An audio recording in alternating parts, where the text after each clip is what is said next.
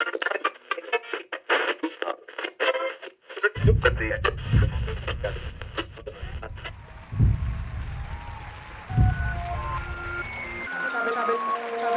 up with G and Z.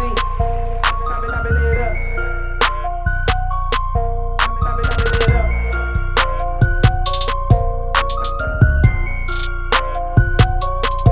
Chopping it up. Chopping it up.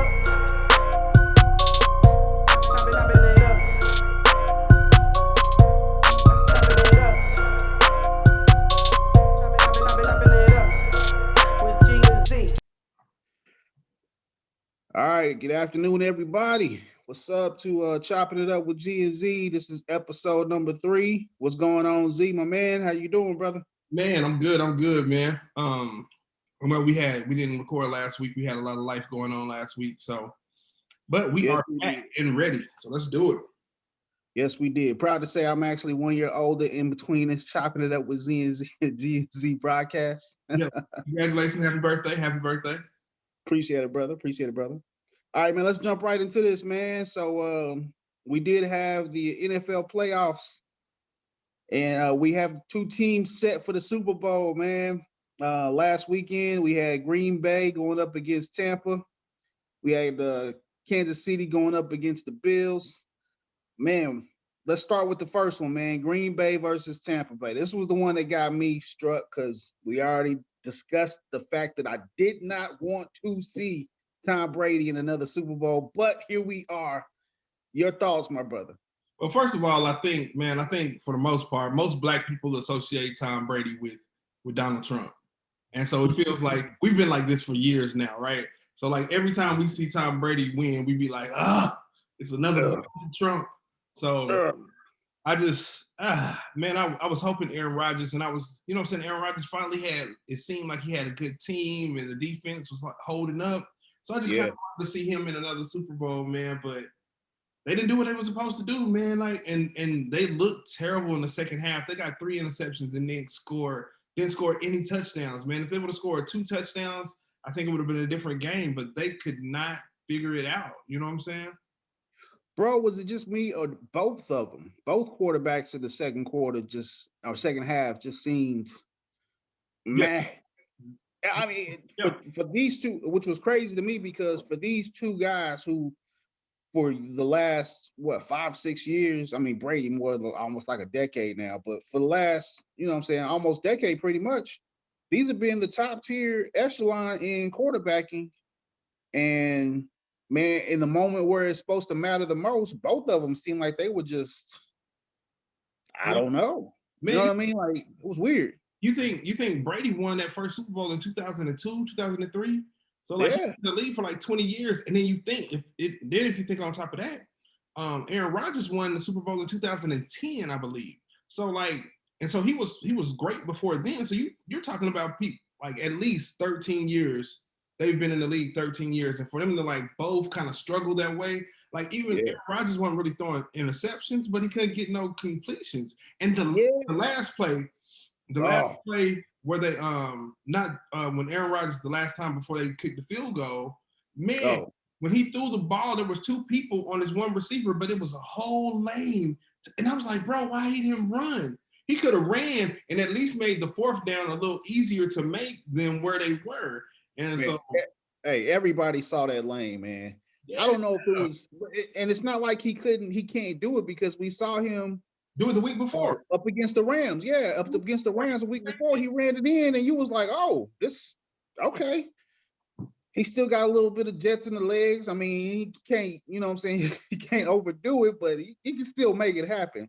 Yeah, man. I think somebody said something about the. Remember when John Elway at the end of his career gave up his body for that run for Denver? Yes, in the Super Bowl when he was like, and he went flying, and he was like, "Oh my God, he's gonna die." Yes, I was like, man, that should have been Rodgers right there, man. Sacrifice your body, man. Put it all on the line. But bro, to get to the Super Bowl, the thing is too, man. Like Aaron Rodgers, to me, Aaron Rodgers is gonna be one of the greatest quarterbacks that ever played football, right? Oh yeah, and Tom Brady will be too. So I'm not gonna say that either. But when I talk about physical gifts, Aaron Rodgers throws the ball in ways that most people can't throw the ball, right? He is like our generational new Brett Favre. I mean, it's kind of weird because you know what I'm saying that's he has a Brett Favre type arm, man. Like this dude can make throws that you'd be like, oh, okay, Yeah. man, wow, all right. Bro, I was gonna compare him to somebody else, man, but that's about right because Brett Favre only has like one championship too, right? Exactly. Yeah. One. Yeah. You Yeah. have all that talent. To think that you have all that talent, and I know football is a different game because in my mind, I love Dan Marino. Dan Marino is one of my favorite football players ever, and he only made it to the Super Bowl one time and never won one. You know what I'm saying? But the best quarterback without a ring. yeah, he's probably, man, if we talked about best athletes to play a sport and not have a ring, he would be in the top 5. Oh yeah. Sport. Hey, man, so and I gotta actually say this too about Tom Brady, because I mean I don't want to be labeled a hater. I mean, you hit on it basically, man. Yes, there's a reason why we personally just be like, okay, I don't want him to win. Yeah. But with that being said, man, I mean, you can't not acknowledge the man is the GOAT in quarterbacks. And when he's about to go to 10, was it 10 now? This is ridiculous, man. That's Super Bowl, bro. We've never even seen that before. I mean, this is, hey. But the crazy thing is, though, and this is my thought. This was the thought I had. But we have not Super Bowls, but how many finals have LeBron James been to? Okay, all right. Well, you know what? And I know everybody be like, well, you know, LeBron only got 4 rings. He went 10 times, and he only got 4 rings. My thing is like, who gets to go 10 times? Bro, when everything is all said and done, because you know what I'm saying, I'm gonna actually tell on myself. I know when LeBron came in, it was right off the heels of Kobe, and I was a Kobe fan. Like, no, you can't just skip over Kobe and people be like, you know what I'm saying, LeBron is better than MJ, or LeBron is on par with MJ. And I'm like, nah, man, hold on. Time out. Y'all better stop and give Kobe his roses right now. The man has not even got up to Kobe's level. But I will say, bro, and you think about just how much physical toll it takes to go to a championship every year. Bro. Like, this dude is consistently in the chip every year. I mean, and he'll go to, just when everything is said and done, LeBron will probably end up being the GOAT. Not like MJ GOAT, because MJ transformed everything. But LeBron will definitely have a seat at that table, and people will be comparing him and MJ in the same breath, pretty much. Man, I ain't even gonna talk about it because I'll take a whole nother 10 or 15 minutes on the show. You know how I feel about that. And maybe that's a topic we have later, man, because you know how I feel about Jordan. You know how I feel about Kobe, obviously. Hey, so before we get off the football, man, Mahomes. So you had the KC and the Bills play, man. And what'd you think about the game, brother? Bro, let me tell you this. Travis Kelce is amazing. And I think the crazy thing to me that was just like, because you know Shannon Sharp, you know I love Shannon Sharp, man. And like the thing to me was just like every time he caught something, it was like this is the best tight end performance since Shannon Sharp and so. This is the best. So it was like all the things they were saying was like, bro, I think we see Shannon Sharp on TV and we'd be like, oh, Shannon Sharp used to be good, but we don't really realize that no, Shannon Sharp was hard for real. But yeah, no, he was. Travis Kelce, man, like the thing is if he plays underneath, like within the like 6 to 15 yard range, like who do you play him with? Like he's faster than all your linebackers. He's bigger than all your DN, you know what I'm saying, your defensive backs. So like, how do you cover him, right? That's a problem. Then I think once you think about that problem right there, then you have the Tyreek. Tyreek. Yeah, Tyreek. Bro, Tyreek is Tyreek is so fast, it's crazy, but he can catch, and it's not like a regular like track dude who just playing football and he's really fast, but he has terrible hands. You know, we see that all the time. So like my thing is with Tyreek Hill doing what he's doing and Kelsey doing what he's doing, and then if you even remember, Sammy Watkins was a top 5 pick. Sammy Watkins was amazing at Clemson. So my thing is Sammy Watkins is coming back this week, coming back for the Super Bowl. Hey, listen, man. I said it before. The team itself is a freaking Madden All-Star team, bro. And then like we didn't even talk about Mahomes. Mahomes to me, when I watch, just like we talked about, Aaron Rodgers throws the ball better than anybody I had seen, and that was the point until like 2 years ago. I can actually watch football just to see Kyler Murray or Patrick Mahomes throw the ball, because it seems like they throw the ball in a different way, and I think it's that baseball background that they got. But man, I can watch them two like throw the ball because it seems like they do it with ease and they can throw it any way they want to. Have you seen? I mean, some of the throws when he does his little sidearm, like twist. I don't know. He be doing some crazy stuff. I mean, and I remember the game that he had a couple of years back where he did the jump throw. It just, I mean, the dude he just does off the wall stuff, but it works. And he's good at throwing. Like, to me, that just shows you that he's used to throwing like a football and a baseball. You can just see that he's good at throwing. What? It's not just that, man. It's his actual field vision and the way he actually plays. I mean, and let's not trip either, because Mahomes can take off too when necessary. Yeah. You know what I'm saying? Like, he can take off and get the first down when necessary.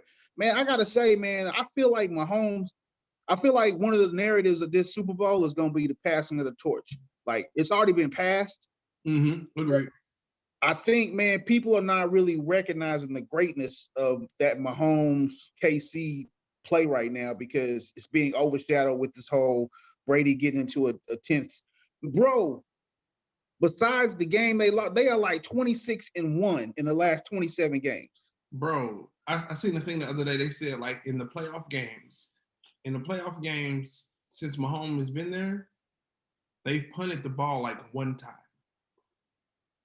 Just ignorant stats, man. Like, like I said, bro, they're playing like a dang Madden team. It's ridiculous, bro. It is ridiculous. So I don't. What's your predicts?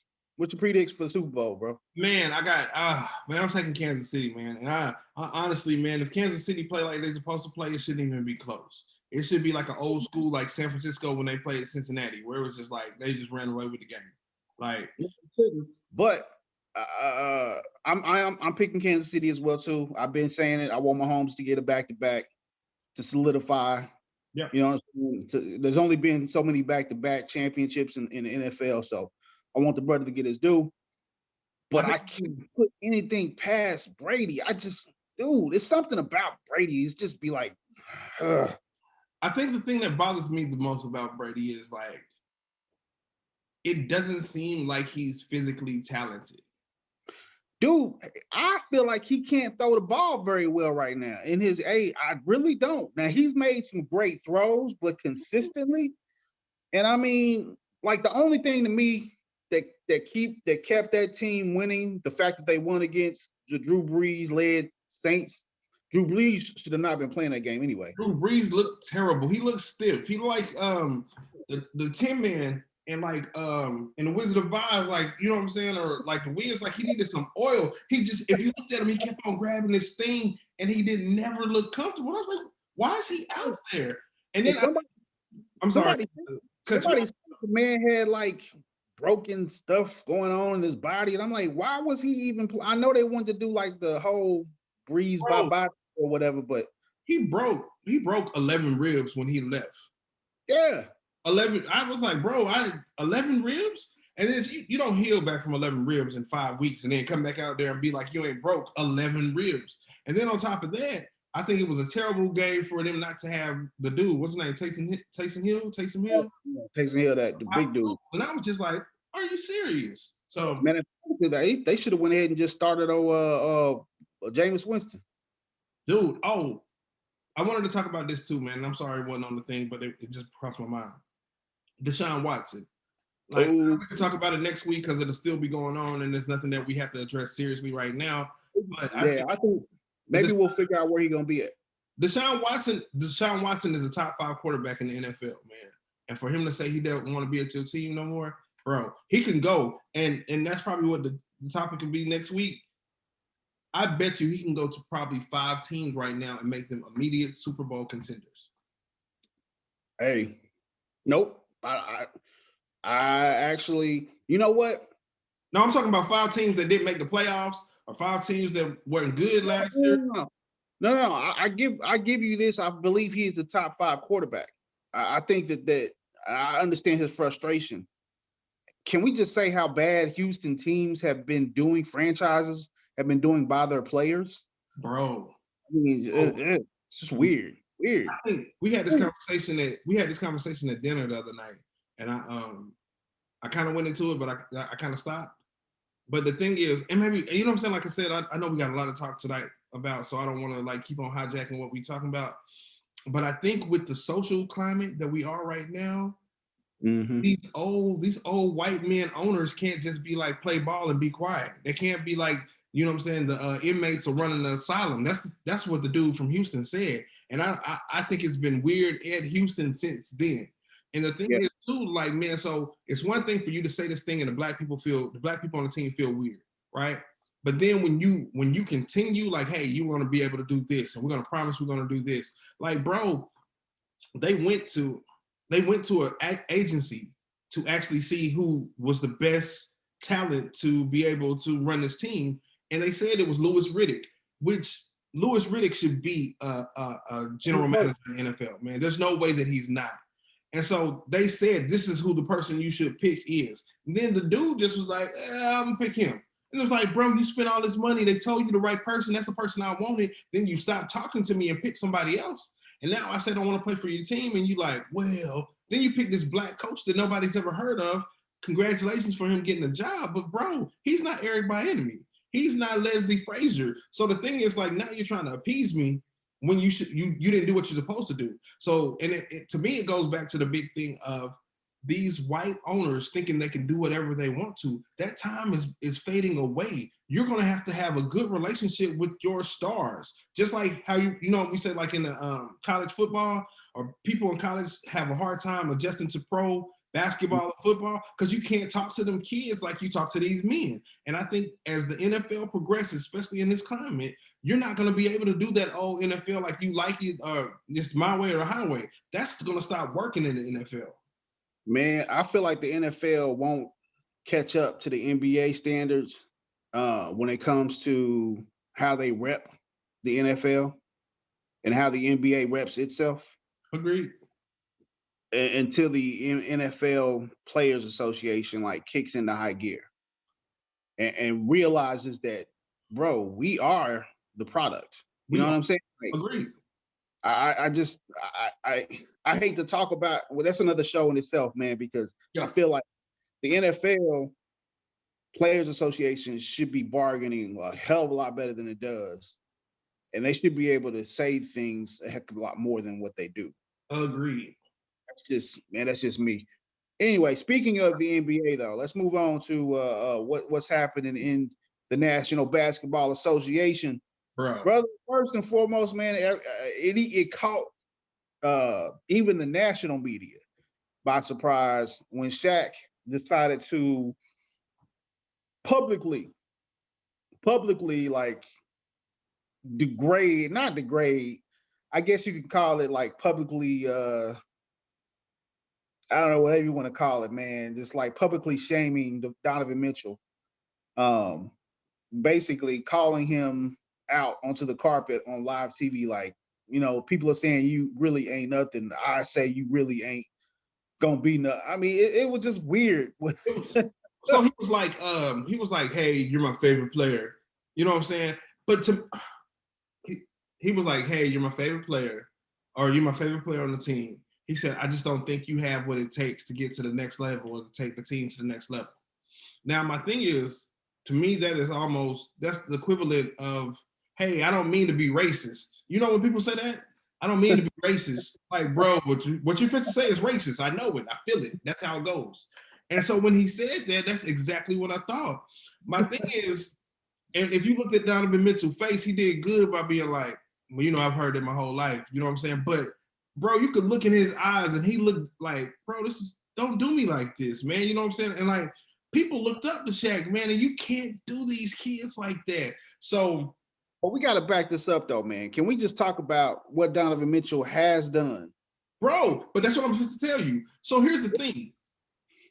Last year, we talked about it extensively about Jamal Murray and Donovan Mitchell in the first round of the playoffs last year. Oh. When I tell you I have never seen two people go like, I'm going to score every point in this game. And that's what I felt like they both felt like. And the difference to me was Donovan Mitchell was doing that by himself, and Jamal Murray had other people on the team who helped him out. And I think that's what the difference is. There's nobody at Utah to help him out.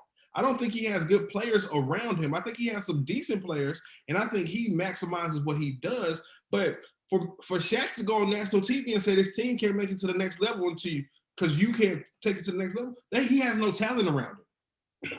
Bro, can somebody tell me, other than Rudy Gobert, what's your go-to? And Rudy Gobert is not an offensive player, number one. Bro, tell me who's on the team. Who's your second option in Utah? I believe it's the little point guard Mike Conley. I think that's the option. Bro, but if you can't, let's see how long it took you to say, And I said I believe. I'm not even sure about it. No, yeah, Conley is the second option. Okay. But I mean, most people gonna be like, Utah, they got Gobert and they got Donovan Mitchell. Yeah, that's it. You know, that's what most people are gonna think. This man literally you know what I'm saying, in the last playoffs where they actually had to go, what was it, 7 games with Denver? Yeah. And he poured everything out there. Like he scored 50. He scored 50 twice. He scored 50 twice. He scored 40, like, dude, man, he was balling. He was balling. Bro, do you know who's number 1 in the Western Conference right now? We are. As of tonight, it's the Utah Jazz. Are you sure? Yeah. I haven't checked the stats, so. Yeah, the Utah Jazz is 14. That's right. They were only 1 game behind us. They're 1 game ahead of us because we lost last night. Oh, okay. Bro, but that's what there's still nobody on this team. And I know it won't last the whole season, but I'm just saying though, like, bro, they're number 1 right now. You can't name me 4 people off their team. Man, bro, give the man his credit. And I think Shaq. Yep. Man, Shaq is like, it used to be Barkley. Barkley would be that dude. And I think Shaq is picking that up. You know what I'm saying? I agree. I believe though, and I think this is the conversation me and Latan had last week, is I think Shaq and Barkley were, you know what I'm saying, when they used to butt heads and whatever like that. But the older Shaq is getting, the more out of touch he's becoming.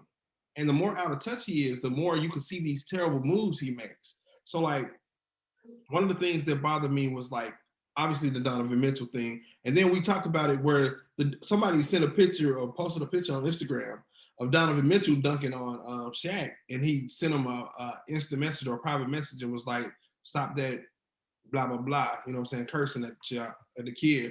But like a year before when him and Rudy Gobert was into it, he posted a fake picture of him dunking on Gobert. So like, you know what I'm saying? So like the thing is like, he's a hypocrite right now. He's out of touch. Then like the Papa John situation. So black people boycotted Papa John because this dude done said at a meeting and called people niggas. Now he gonna jump in and be like, I can get the black people to come back. I believe that he's so out of touch that he doesn't understand and then the Breonna Taylor, what he said about Breonna Taylor last year too. So like my thing is he has a history. Then the police statement that he said too. And I'm like, at what point do we stop giving Shaq a pass? Because right now what he is tap dancing and cooning. And we ain't saying it about it, but that's what he's doing. Man, so here's my thing with Shaq, man. Like, and I think it showed itself over the summer where we had all the BLM marches going on. Yep. And sometimes I hate it when this happens because obviously, you know, the media and people want to see what more famous people have to say about things versus talking to individuals who actually are in the movement. And understand how it really feels. Yeah. And so I got to give props to Kenny. Kenny Smith came out and dude, he everything he said was on point. Barkley and Shaq were just like during their headlights. They didn't know what to say. It's almost like they didn't want to wreck their own fortunes. Yeah, like their outside interests. Like it's more important for me to get my money. You know what I'm saying? Like some of their relationships they had with some people, they didn't want to ruffle any feathers. And we're all just pushing like, man, this is the time to ruffle feathers. Like if you got white friends out here who don't know what's going on, it's time you speak up and say, hey man, you know what? Yeah, this is a problem. You know what I'm saying? Yes. Instead of trying to tap dance around it and be like, well, I really don't want to talk about that here. There's good people on both sides. Yeah, no, man, you need to, now's the time to make people, it's okay to be uncomfortable about the situation. And when you, we both see it. I mean, I see it. I've lost, I wouldn't say friends, but definitely people who I thought was cool before. Or family. Well, in my case, yeah, that's true. Oof, Jesus, that's another story. Yeah. But I mean, like me too. You remember I told you too. Me too. Remember? Yeah, but yeah, go ahead. I'm sorry.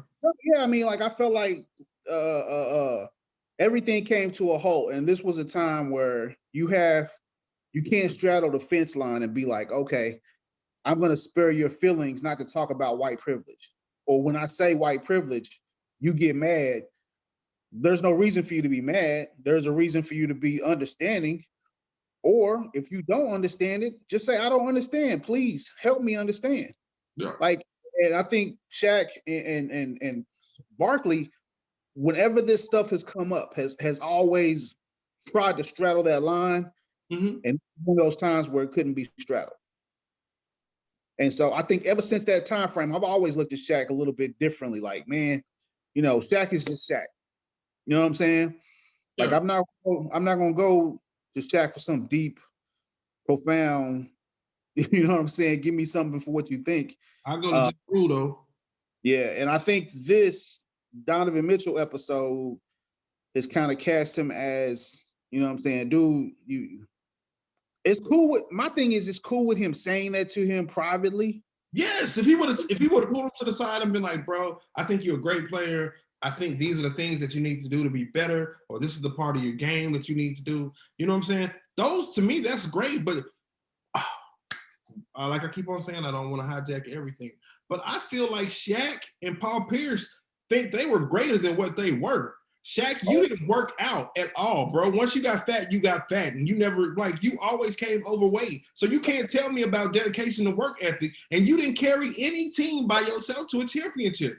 So don't get out here and tell me you can't take this team over the hump when you had Kobe. Like, bro, get out of my face with that. And Paul Pierce, bro, we could do a whole episode of Paul Pierce, because he be talking, I'm like, bro, who do you think you were? I think everybody talks about that, man. The way Paul Pierce be talking, like, yeah, he was the truth of the truth. You know, he don't got it. Like, I wouldn't rank him above me. Like, bro. Hey, well, you know what? I got to give Shaq credit though, man. Come on, because when Shaq came in, the dude was dominant, brother. Bro, I'm not saying that he wasn't dominant, bro, but that team that they had in Orlando that lost in the finals, bro, don't talk to me.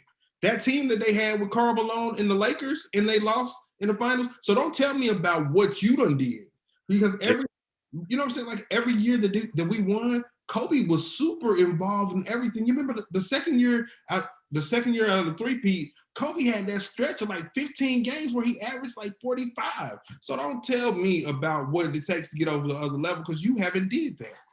Hey, he can't have revisionist history, because Kobe was on him like every year. Dude, what are you doing? If you did what you were supposed to, you would have probably won some more championships too. But so don't tell me about what it takes to get to the other level when you couldn't come to the season in shape ever. That's Shaq, brother. It's Shaq. Bro. Hey man, so one of the things too, man, and this is actually getting into some basketball news, is so Andre Drummond is gonna try to do the buyout with Cleveland. And the speculation is he's gonna be going to the Nets. Speaking of, man, so have you been able to watch these games with James Harden, Kyrie, and KD? I haven't watched them together. I've seen the highlights of the first Cavs game, like when you watch on YouTube and they show you like the 10 minutes where they run through the whole game. So yeah. I watched that, man. Bro, from what I've seen, you know what I'm saying, and from what I've seen, they need rebounding and defense. That's where it's just like you can't give up 140 points. And I understand it was the first game, but you can't give up 140 points to the Cavs, man. There's no way. Yeah. Okay, so man, I need you to sit down and watch this team play. Because right now, and granted, I think a part of it is going to come with time because, you know, when you get superstars playing together, it's going to take time to gel. But after literally watching them, I watched roughly about 2 3/4 games with them completely. And my takeaway is, like I said before, defense. Yeah. DeAndre Jordan is not the DeAndre Jordan of LA Clipper days. No. But he has spurts where he can play defense. The only thing about it is, you know that, and I know that when it comes to defense, one person can make a difference, but also it takes more than one person to make good team defense. Like, for instance, you think about them Golden State teams that won all those championships. They were top 5 defense. Yeah. But you think about it, like who was the best defender on their squad? Klay Thompson. Thank you. But if it was just Klay and not everybody else guard, they had for that couple of years, they had McGee guarding the rim. They had the other big dude. Can't remember his name right now, man. Moody. Ain't it Moody? Well, Moody came along a little bit later on, but yeah. Then they had Andre Iguodala. And then they had the big dude, the Australian dude. I know that's what you're talking about. I'm talking about, yeah. Yeah. So but they all had a philosophy of actual team defense. And they hid Steph Curry. Yeah, they did, because Steph Curry defense has never been that best. But what I'm saying is, man, when you watch this team, it's like each one of them says, I'm going to try to play defense, but they're not doing it cohesively. And when I say rebounding, man, bro, it's one thing to go small ball, where KD is like the tallest person on the floor. Yeah. And KD playing 5 is not a good look because he's 110 pounds soaking wet. So if you got somebody big down there, he's just basically throwing KD around like it ain't nothing. And I'm trying to protect KD. I don't want this dude to get hurt again. Agreed. So they definitely need some bigs, man. They need like a stretch 4 and an actual another big, because, man, and I hate to say the defense sucked because they tried. When I watched a couple of games, man, they were really trying to play defense. Some of those teams were hitting just great shots, though, too. The thing about it, man, is I feel like people are coming after them because of who they are. Why wouldn't they, though? Why wouldn't they? When you have a team like that, that's what you should expect. When Golden State ain't good, like, I ain't gonna say Golden State ain't good because I think Golden State is in 5th place in the West right now. So the thing is, when you are good at such, or you have such amount of talent, man, people want to beat you. People want to be like, they ain't that good. So you should expect that. My thing, to me, where it bothered, or where I think it is, I think that's Steve Nash. Because the thing is too, like we talked about small ball last year with Houston, and they were running the dude, the dude who's a 3, PJ Tucker. They were running PJ Tucker at the center, and they were competing. So you can't tell me KD or Jeff Green, DeAndre Jordan. I'm not saying that's the best bigs to have, but with KD, Jeff Green, and DeAndre Jordan, you should be all right. You know what I'm saying? And the thing is, they got them 3 spaces, man. Y'all could go and get somebody. Yeah, that's why I say it comes down to philosophy, man. And I said it before, and I'm gonna say it again. Them winning is gonna come to 2 things: all those guys meshing together, and then also how is Steve Nash going to run this team, or if he is going to run this team? Because right now it doesn't seem like he is. It don't seem like there's no coach in there. Yeah. All right, man. So we got to transition away from the sports real quick.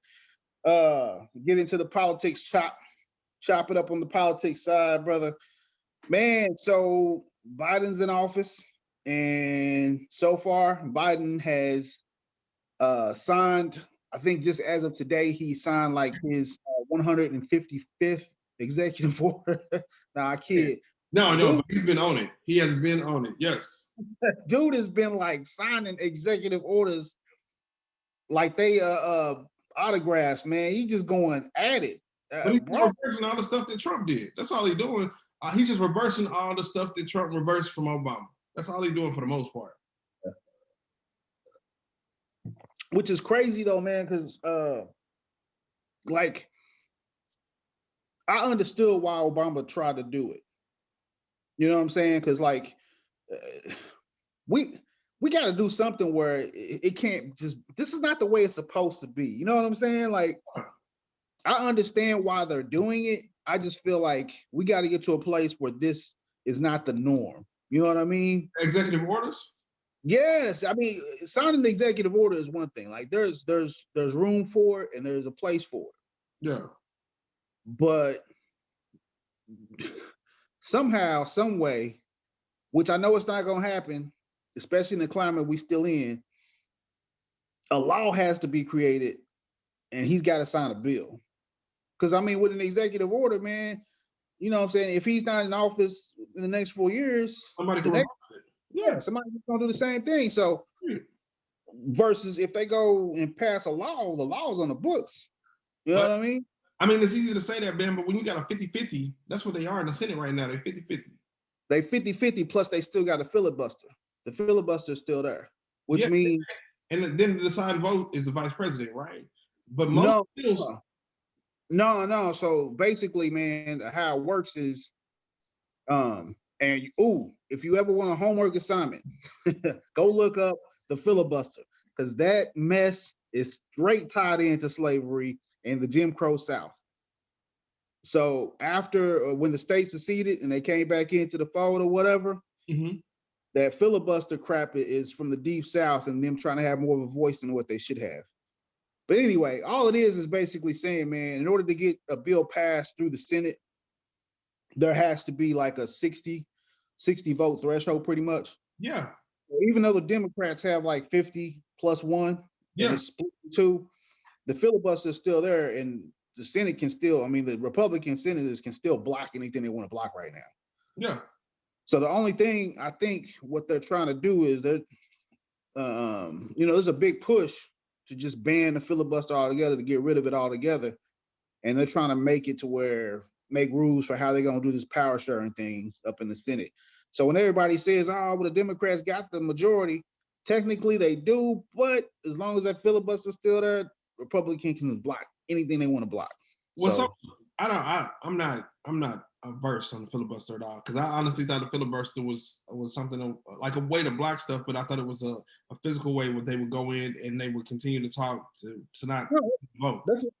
But so on the power, so what they've done with the power sharing agreement is they have, so on every committee, what they've agreed to on every committee in whatever they do, to be a 50-50 split on every committee. So education, you know what I'm saying, funding, blah, blah, blah, everything will be split 50-50. So with that being said, though, there's really no power. I mean, like, if you think about it, there's really no power. And then if you talk about us too, like, because most of the things that you do in the Senate, like you said, have to have the 60-40. It's not like a 50-50 and whoever wins by 1 vote, they pass the law. You know what I'm saying? I think that's called, I don't know what it's called, it's nuclear or something like that. But I know you can do that sometimes, but most of the time it has to be a 60-40. And with us being 50-50, it's still the same thing, man. Well, from what I understand, man, like, well, here's the thing though. The thing about having the majority in the Senate is they can set the they can set the meetings, even though they say, okay, you'll have 50%, or on this committee there'll be a 50-50, on this committee there'll be 50-50. The House majority gets to set the actual, I believe, like what they're going to actually vote on. Yeah. Like, you know how the House would always pass a bill and Mitch McConnell would be like, we ain't even taking a vote on this. Yeah. Well, now they can say, okay, we're going to take a vote on this. And what's going to end up happening is, if they get rid of the filibuster, they can just jam everything through. You know what I mean? Yeah. As long as they got Kamala up there making that extra vote to push everything through, they can. And so I think right now, Joe Biden is like, you know what? I don't want to do it that way, because then they're going to turn around and be like, see, they just don't like us and they just jamming everything through. But that's what they did, though. That's exactly what they did. Exactly. So we'll see how that works out, man. But one of the big things, man, that he actually put in was this stimulus idea. Yeah. The stimulus plan. It was like 1.9 trillion. Yeah. Man, you got to say that with a T, bro. When did you remember back when we was young? $1 million seemed like, ooh, bro, $1 million. Yeah. Man, nowadays it feels like $1 billion is just like, just a billy. It's crazy, man. But anyway, it's inflation though, man. Because you think about it, man. And not to take up too much time, man, but my daddy told me a story about when my uncles moved from the country up to Tulsa. Like, my uncle said, like, one of his brothers, one of my other uncles, said every time they would get paid, they would go, have a good time. But he said my uncle, like, every Tuesday or Wednesday of the next week, he'd be like, man, I don't know if I have enough money to make it to the next week or make it to when we get paid. So he said he would loan him $5 every time. And his $5 was enough for him to make it to the next paycheck. Enough to last. Imagine $5 being enough for you to make it to the next paycheck. And now you think about, man, I talked to my daddy about like what he made when we were in high school and that. Mm-hmm. I made double, triple of what my dad made when I was his age, you know what I'm saying? But that don't mean nothing now. That, you know what I'm saying? The money we make, the money, you know what I'm saying, we make now don't compare to how much the cost of everything is. Hey, so, man, did you remember like when we were like in high school, and I knew people who were living off of like at that time $11 an hour, at $12 an hour, you can have your own apartment, your own car. A life with with an Alpine radio player. I mean, dude, you was doing something. I think when I was in college, man, and I was working at like the group homes and stuff like that in Norman, man, I think the most I was making maybe was like $11 to $12 an hour. And bro, I had went to the car lot and brought me a Cadillac. I had my own apartment, you know what I'm saying? Or with my roommate or whatever. And bro, we would go out, hang out, you know what I'm saying? I wasn't living like the top shelf life, but I enjoyed myself with $11 an hour. And I think my current job right now, man, some of this is a scale, and not to take away, but there's a scale, and they start people at $12 an hour. They start people at $12.50 an hour. And I think to myself, man, at $12.50 an hour, how can you support your family? Impossible. And then you want to stay in a place that's safe. You want to be able to provide decent. And I'm not talking about splurging and like buying properties and shopping and trips. I'm talking about living a food on the table, a safe place, a decent car. You can't do that at $12 an hour. Nah. Man, and you know what's crazy is, man, like I think I was looking at one of the indexes. You know, I work for a union, so they are big on this. I was looking at an index that showed that if our positions kept up with inflation over the years, like we'd be at like $90-something an hour, $100-something an hour without the particulars that we have right now. And I remember talking to somebody about it, and they was like, man, this is how crazy to me that the Republican Party makes people think in the head. I was talking to one guy about it, and he said, man, well, if we made that much, the company would go bankrupt. I said, man, uh, I said, you know how much money the company makes? I don't, Yes. bro. Like we are so used to getting scraps that I feel like people in this country are just like okay with the scraps. Like I think that one of the things I think that will help the Biden administration is they need to start communicating better, man. I think if people understood the difference between the haves, the have-nots in this country, instead of, because the Republicans are always going to pit lower income against lower income. And when I say haves, I mean people who are haves. The disparity between, people making anywhere between $50,000 to $250,000. But once you get into that next range of 500,000, 600,000, there are a lot of people who do make that money. Bro, here's the thing though. Man, I'm not saying there's a lot of people that do make their money. And and I'll get back to the stimulus because that's what we started this on. But the thing is, the threshold is $400,000, right? Yeah. There are plenty of people in this country who make $400,000 or more. I understand that. But there is probably 67% of this country that doesn't, right? No. My thing is, I was about to tell you, man. So the stat came out that I want to say it's like almost dang near 70%. That's more than a majority. Like 70% of the people in this country live paycheck. Paycheck. Yes. And then at the bottom end of the scale, like 20 to 25%, I think when they polled it, they said, yeah, man, they have trouble paying just their basic necessities and basic bill. Yes. Like, so when people start talking about like stock market and this and this and this and this, or the country's GDP rates, and I'm just thinking to myself, for a country to be that dope, if 70% of the people are living paycheck to paycheck, that's not a good number. Bro, man, I tell people all the time, man, there are in your circle, 90% of these people could not miss 2 checks and stay and be doing whatever they're doing right now. I think one of the things that said like everybody should have like 6 months of rent or like $5,000 in their savings account. How many people got $5,000 in their savings account? How many people got 6 months of rent in their account? When you think about your circle, I'm going to tell you it's going to be more than 90% or more, or maybe 10% of the people might have that. But other than that, man, bro, I don't think nobody. I ain't gonna say nobody, but I think it's a lot of people who don't have that. And then when you top that off, though, the thing that throws me off is that most of the Republican people that talk that, them Proud Boys, these chanting people and everything, most of them are the people who are suffering. And so the thing is, like, you're gonna tell me that you better than me, and you know what I'm saying? I make $60,000 a year and you make 30. Like, and you're on government assistance. You stay, you know what I'm saying? Like, bro, don't do that. And I think that's the thing about the Republican Party that throws me off the most is like, there are so many poor Republicans that tell me like, I don't want, you know what I'm saying? I don't need a stimulus check. I don't want big government, but you're on welfare. Or no, the main thing they'll say is, I don't want to pay taxes for somebody else to live off of that money. And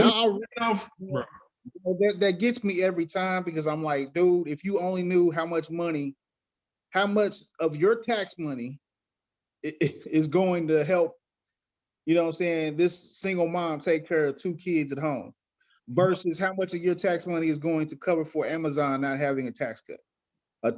Amazon didn't pay 0 in taxes. Man, half the NFL teams don't pay taxes. Don't pay taxes. Yeah. I mean, man, if they only understood like who was really getting over on them, I feel like they would be more upset. But they're more upset about what they can see. Like, I don't want my taxes going for somebody who don't want to work. It's always us. It's always the black people. That's what they show, black people on welfare. But when you look at the numbers, I think it's almost 4 to 1, white people to black people on welfare. But But I think where the problem lies, I think it goes back to your communication thing, is like we don't show that. I think if you had a national platform and was like, these are the people who need like assistance. This is who your assistance goes to. This is not a one race thing. This we help everybody this way. And I think maybe back to your communication when you said with like Biden them, they could have better communication because they can show. I don't think nobody really wants to show the truth. Like, here's the truth. Y'all can figure out whatever you want to, but out of every 10 Americans that's on welfare, 4 of them are Caucasian, 2 of them are Black, 2 of them are Native. You know what I'm saying? Like, show that. This is who your money goes to. And then back to the bill.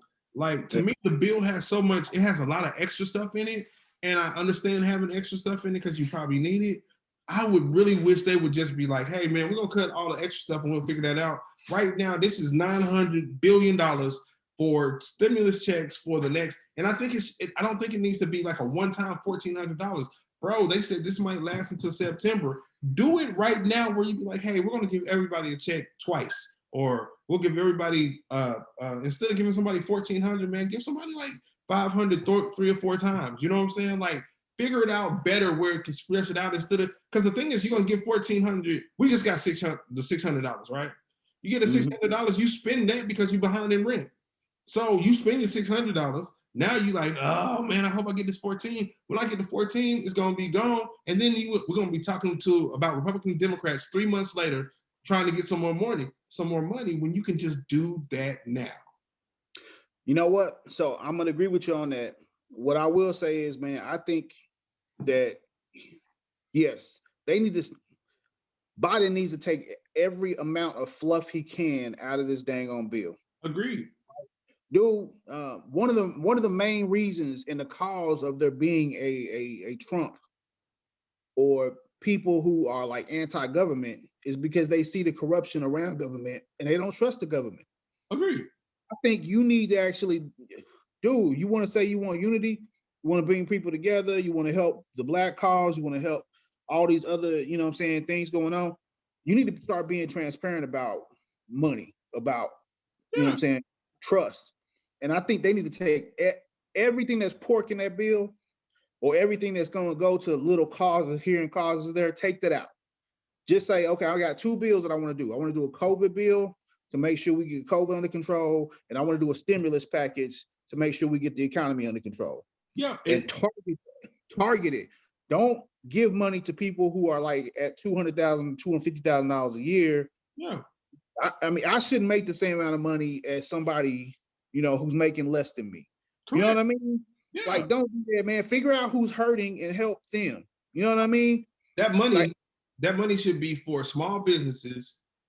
That money should be small businesses, or, you know what I'm saying? Even if you're a large business where you're struggling trying to figure it out, that money should be for school funding, for them to be able to keep the schools open and be able to space out classrooms where kids can go and not get sick.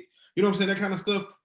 But that bill should have nothing else in it. And the thing is, too, if you make the bill like it's supposed to be, you can go to the public and be like, look, this bill is to put money in your pocket and help you out your situation. If your senator is not voting for this bill, that's because they don't want to put money in your pocket. Make it plain. Stop putting extra stuff in there. Make it plain. I want to give money to everybody in this country, but McConnell is stopping this. You know what I'm saying? Take all that extra stuff out and give them, take that space out for them to be like, well, I know you need money, but I don't want to approve money for Bangladesh, or I don't want to approve money for dolphin study, or, you know what I'm saying, like that. Take all that out. Make it about the people, make it about putting money in people's pockets and getting the economy started. That's how you make it simple. Hey, man, so one of the things that we learned about this week was the impeachment coming up. They are going to have the trial in the Senate. I think there was a vote last couple of days. They had a vote, and 45 out of the 50 Republicans in the House sided with saying that it's unconstitutional to impeach President Trump while he's out of office. And I mean to tell you, man, this is going to be the same thing over again. They are not going to convict this dude in the Senate. Bro, I seen the thing today where it said it was 17 of those senators, 17 of the 45 who didn't want to vote for Trump being impeached. 17 of them voted for Bill Clinton to be impeached, though. Oh, of course. Like, so I think at some point, man, we have to look at everybody who had anything to do with whatever happened when they were counting the votes at the Capitol, the storming of the Capitol. Anybody who has anything to do with that, Ted Cruz, the dude from Tulsa, the dude from Oklahoma, Holly, whatever his name is. Oh, they all need to be held accountable and they all need to be removed. Because to me, what they did was treason. I mean, I don't understand how it's not. I mean, that's what it is. Here's the thing, man. So there's always been a stigma on Democrats. That stigma is they're weak. Bro, they keep proving this stigma correct. They have no backbone to do what is necessary to get in the gutter sometimes. And I swear that they, I don't know. Half of it to me is that the Democrats don't have a way to show like a good message, or they're a big tent party. So there's like 16,000 different views in the party. Agreed. The Republicans, they will lockstep in line around something and they won't budge at all. Even if it's hypocritical, even if it's racist, even if it's just, you know what I'm saying, them being a piece of trash, they will lockstep being the same. Democrats, they won't do that. They will not be in lockstep together unless it's, you know what I'm saying? If you look at like Biden's views and AOC's, you know what I'm saying, AOC's or Bernie Sanders' views, they're totally apart. Or you know what I'm saying, Senator Warren's, like they're, and it's so many different ones. And like the thing I think for the Democrats, they have to sit down and be like, this is what the agenda we're going to run on, or this is what we're going to make. Now you can have ultra outside, you know what I'm saying, some liberals, some conservative, but we have to agree that this is what we're going to do. Yeah. All right, man. So that's our politics chop. We gonna got a little bit of time left. So in our last couple of segment here, the culture chop, movie chop, bro. So over the last week, we both actually got a chance to sit down and watch this movie that Regina King actually directed. I think she directed. She directed. It was her first. It was her directorial debut. One Night in Miami, featuring, I had to write these brothers' names down, so please bear with me. Odom as Sam Cooke, Kingsley Ador, I guess that's how you say his name. I'm maybe jacking up his name, as Malcolm X, Eli Gorey as Cassius Clay, and Aldous Hodge as Jim Brown.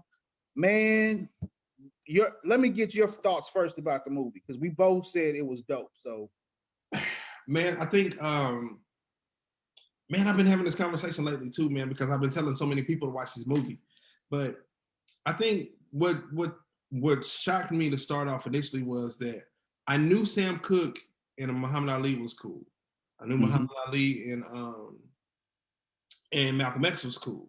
You know what I'm saying? I knew Muhammad Ali and Jim Brown kind of ran in circles because they did that old thing in the 60s with Kareem and all the black athletes, was like, you know what I'm saying?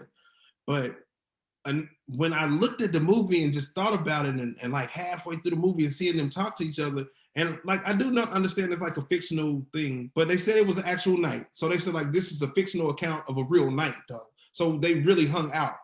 And my thing is like, imagine being in a room with the number one singer and the number one black singer in the country, the heavyweight champion of the country, the best football player in the country, and Malcolm X. Like, bro, that's a black power in a way that you can't understand it. And then the thing for like Jim Brown is playing football, so he's making what he can make, you know what I'm saying? And he was like, man, I don't want to wrestle my body no more, or blah. Cassius Clay is fighting. But Sam Cooke was the first person who owned his masters, like as far as a black artist. He signed himself to his own label, like in like 59, 60, like before that was even heard of. He did that before, and to put in context, he did that before Ray Charles and James Brown. And we've seen how much money Ray Charles and James Brown got because they did that. That's based off of Sam Cooke. So man, like just the amount of influence and being the top of your level like they were, and then just to, man, like the conversation between Malcolm X and Sam Cooke, bro, when they were back and forth I was like, oh my God, this is amazing. I actually remember like halfway in the movie, man, I stopped the movie and looked at my wife and I said, baby, this movie is amazing. Like I can't even describe to you how amazing this movie is. Like, so it was great. Like the dialogue, just the way it looked, everything was so original. It felt like it was, man, I loved it. Man, so I gotta say, dude, you touched on it, and I want to go back and actually rewatch the movie again, just because Me of too. the dialogue between Malcolm X and Sam Cooke. Yeah. To me, that was done. That was done on an amazing level, and the way, and like I said, this is all fictional, kind of wrapped around some events that may have happened. Events, correct. But the way that they explained everything and the progression of each character, and the progression of them in real life. Yeah. What Muhammad Ali, or excuse me, Cassius Clay changed his name to Muhammad Ali. This was right in between that time. I don't want to give the movie too much of the movie away for people who haven't seen it, but just the progression of each character. And I think the progression of Malcolm in this movie, to me, Malcolm X in this movie was probably the best rendition of Malcolm X besides, Denzel. Yes, that was great. Oh no, Denzel did. Denzel did his thing. I love the Malcolm X in this movie, man. I know you said that your favorite one was did you say your favorite one was Sam Cooke? Yes, because he was singing. He was, bro. You know we both sing. You know what I'm saying. You know we both been singing for years, whatever. Sam Cooke sings in a way that most people can't sing, and for this young man to sing Sam Cooke songs and not struggle, I mean, I was like, bro, he hit notes. Like, bro, he is singing. So like that was for you to act and have them fiery scenes with Malcolm X, and then turn around and sing "A Change Is Gonna Come." I was like, oh yeah, no. He hit every note too. I give him that. I'm gonna put it like this, man. When I stepped away from the movie, every one of them brothers did a great job. I think everyone did a great job. I just felt like in that movie, Malcolm took the cake for me, as far as the acting goes. He took the cake. And then I got to give props up to the dude that played Cassius Clay, Muhammad Ali. Yeah. I mean, I think it's got to be difficult to play Muhammad Ali or with the way he talks. But the dude who played him did a very good job. I mean, man, so I think what it is with Cassius Clay is like everybody understands he talked in a cadence. You know what I'm saying? He had a cadence and he had a tone when he talked. And I think so many people get caught up in his tone and cadence. They don't really give his character like a true meaning. And Will Smith is amazing. So I'm never gonna talk bad about Will Smith at all. But the difference to me between him and Will Smith in the same role of Cassius Clay was that the facial expressions. Like if you see them old pictures of Cassius Clay, like I'm the greatest or I'm blah blah blah, when he's talking that noise and talking his talk, he looked like he captured those facial expressions while sounding similar. And to me, I think Will Smith sounded similar, but I don't think he captured all those facial expressions. So it was, to me, that's why I was like, oh, this is amazing. The dude who played Malcolm X did a wonderful job. The dude who even, and at this point, I'm not even a big Jim Brown fan because I think the older he's got, he did a Shaq thing. But he didn't have like a bunch of super lines or nothing, but you could see he had like a strong presence, and like he was like the way he would talk to Malcolm and be like, nah, bro, this, you know what I'm saying? If we friends, you can't do this. And blah, blah, blah. You know what I'm saying? So I thought it was I think everybody was strong. And we had this conversation the other night, man. The dude who played Malcolm X did amazing, and they all did amazing. I don't think any one of them did so much amazing to separate themselves from the other ones because everybody did that good. Yeah, I just think the dialogue that Malcolm had in this movie put him over the top for me. But I say the same thing about Sam Cooke, though. Yeah, and man, there are so many different themes we could go into with that dialogue because it's relevant right now. Right now, I mean, like literally, the how many people do you know who think like Sam Cooke thought versus And he thought he was doing the best thing he could do. Yeah. And I mean, like, you know, you can see the dialogue happening right now, which I think is great because I think she did that for a reason. Agreed. Anyway, great movie to check out. Bro, last thing before we get off about it though, and this is what I thought too. So this movie is based in February of 1964, right? Yeah. December of 1964, Sam Cooke get killed. February 1965, Malcolm X get killed. Like, so imagine them at this height with this power, and half of them are not going to see a whole nother year, which is crazy. Yeah, this is crazy, man. So with that being said, man, there is another movie that we both have not seen yet that is dropped, and we have been getting recommendations to watch it, which I plan on watching it this weekend. Me too. And it's Mike's new movie called American Skin. Yeah. And if nobody knows what it's about, from what I understand, I'm trying to stay away from, you know, reviews and everything else because I want to go in there just looking at it. But I after watching the preview of it, this looks pretty dang on good. So man lost his son's life to a police shooting, black man, and apparently no justice is served, like we always see. And he takes matters into his own hands. That's all I know so far, but I definitely want to check it out. So you think he's gonna be like One Night in Miami good, or do you think it's gonna be like Wonder Woman 84 good?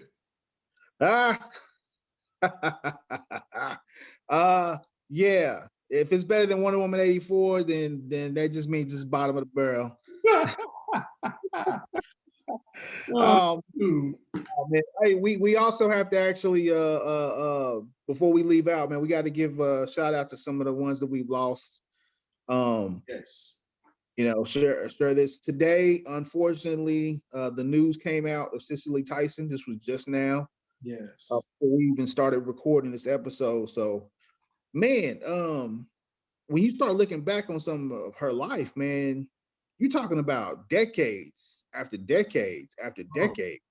And the thing for me, the thing that always stood out to me about Cicely Tyson is she's always had her own look. You know what I'm saying? She's always looked the same, like how she looked, and she aged like amazingly well. But my always thought was like most of the time when you look at people from the 60s or the 50s, you see the Lena Hornes, the Diane Carrolls. Man, Cicely Tyson was dark skinned, bro. And she wasn't like she's like dark skinned. And I thought it was always powerful. It was so much power in her being dark skinned and her being like, I'm dark skinned and I'm, you know what I'm saying? Like I'm great at what I do. And I'm not going to change who I am. I ain't trying to be Sammy Sosa. Like, this is what I am. And so, man, you know what I'm saying? Like, my big thing is like, I love Cicely Tyson. I love Cicely Tyson like I loved Ossie Davis and Ruby Dee. You know what I'm saying? Classical look, man. Classical. James Earl Jones. You know what I'm saying? Like them people, man. Like them people, those black people that were just like always regal in their presence. Like, you know what I'm saying? That's what I think Cicely Tyson was, man. So I'm definitely, you know what I'm saying? Shout out to her. Yeah, definitely. And you know what? When you said that, man, it brought something up because there's another person we lost over the past week that I think didn't get enough credit. Even when, you know, when everybody was doing the tributes, I was like, man, why is there not like a more of a heavy tribute for this man? Hank Aaron passed away. And to me, Hank stood for, I mean, a lot of times, it kind of goes back to your point, man. When you think about those actors and those athletes of the 60s, the 50s, the 50s and 60s and the 70s, they carried themselves differently. Yeah. I think a lot of it was because of everything they had to go through. Yeah. You know, while they were doing things at the height of what they did, and they did it on such an exceptional level. Yeah. And then I'll say this much, man. I know growing up, and I know your mother told you this growing up, my mother and my father and your father did too, that being black in this country means not only do you have to be good at what you do, but you have to be the best at what you do if you want to succeed in this country, in this world. You got to work harder. You got to work twice as hard. Yeah.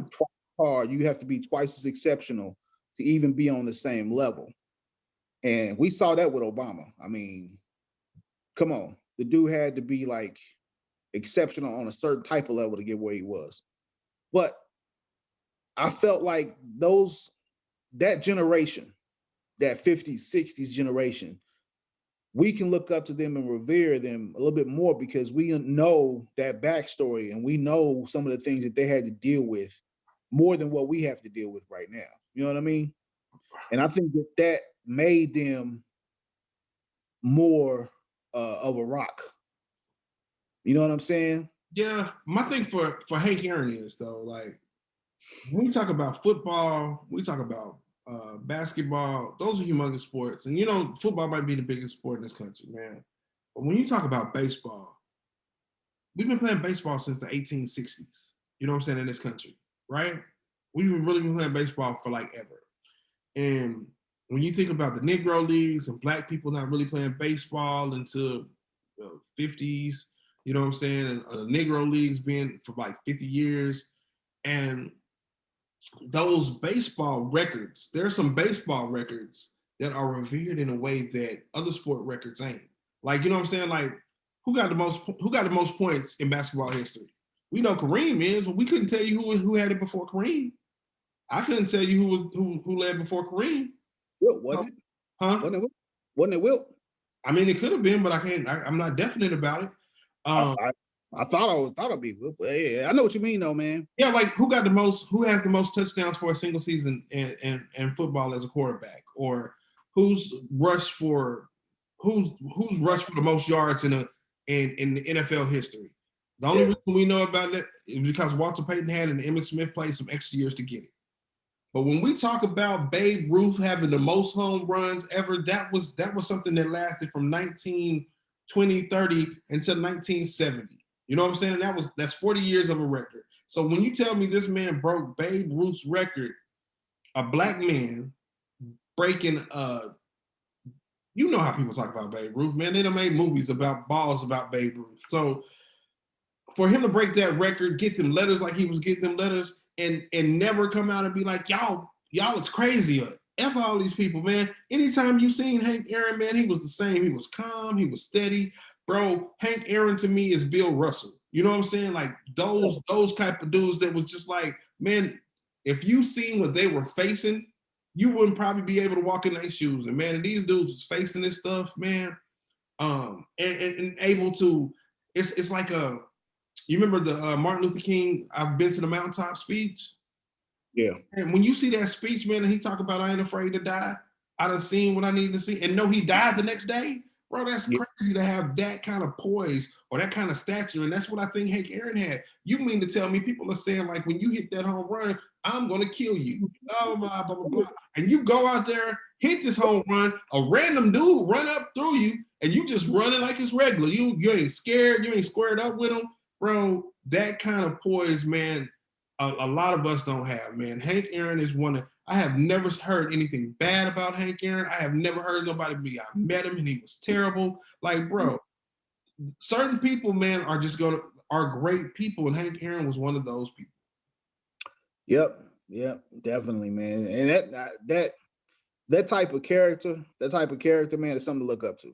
Yeah. No matter who you are. I mean, literally, that's something to look up to, man. So when you can look at somebody and be like, man, I looked up to him. Like, you know what I'm saying? Like, we just talked about Shaq. I looked up to Shaq. And then you turn around and feel like, oh, Shaq is a terrible person. Or Michael Jordan's an asshole. Or blah, blah, blah. But when you meet somebody, man, and they're amazing on TV, and then when you meet them in real life, like LeBron James is really a cool person. Dwayne Wade is really a cool person. You know what I'm saying? And when you have those type of people, you be like, bro, that's amazing. You know what I'm saying? And Hank Aaron was definitely one of those people. Yeah, but I mean, he exuded it both on the field and off the field. Yeah. And it's crazy because when you say that, you know, and we're done here, man. We don't want to run through too much on time, but my birthday will ever be etched in stone now because it was the day that Kobe Bean Bryant passed away. I hate that too. I thought about that the other day. I hate that too. So one of the things, man, that, you know, when Kobe was playing, especially when Kobe was in his high. I mean, just literally Mamba style days, man. People hated him. People hated him on the floor. The fans hated him. Some people thought he was too cocky. Some people were like, I don't like the way he mimics MJ, and a lot of people just didn't like him, period. And a lot of times when things like this happen and he was taken away early, but the stories will start coming out of what Kobe did, the private Kobe that nobody knew, or the Kobe that, talked to Lamar off the edge. You know what I'm saying? Like, you start seeing those stories pop up, and I like that, man. I like the fact that you get to see someone's character, what they do when they're not around, when nobody's around, when the cameras are off, and I think that builds a legacy, man, and that it's pretty dope. It's pretty dope. But see, like, so the crazy thing for me is, and I'll let this in because I definitely know, you know what I'm saying, we probably had time, man. But the thing that I tell people all the time, man, is like, so when Kobe started, he was very rash, he was brash, you know what I'm saying, I'm better than everybody. He wanted to, you know what I'm saying? And he was super competitive. He was competitive from his first day in the league to his last day in the league. Nothing about that changed. I think the thing that happened with Kobe is he figured out how to funnel that energy and not be so turn offers to everybody. He figured out how to inspire people. He figured out how to, instead of just talking noise to Smush Parker, he figured out how to like pull this young guy in and tell him like, hey, these are the things you need to do. These are the things you want to do if you want to be this kind of player. And I tell people all the time, man, like I've seen Kobe multiple times. I've talked to him a few times, but the time that we had direct conversation and we, you know what I'm saying? Atan had been out of the league for like a year, and because he had the heart surgery, and and they were playing the Lakers in DC, and so like they used to always come through the tunnels. You see all the other players, you would talk to the players and whatever, and so I remember we were in the tunnel chilling, and Ronnie Turioff came, and Ronnie Turioff had a heart issue just like Atan did, and so we expected, and him and Ronnie Turioff was cool. So when Ronnie Turioff come on, you know what I'm saying, he and Drew, we talk, how you doing, hugs, whatever. Good to see you, man. Hope you stay healthy. You know what I'm saying? Blah, blah, blah. And that was cool. Man, and Kobe came around the corner. And I was like, oh, that's Kobe. You know what I'm saying?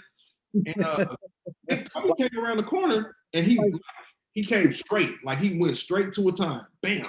And went over there. He hugged him. He's like, hey, man, you know what I'm saying? He introduced himself like Kobe. I'm like, Z. You know what I'm saying? Talk to Atan.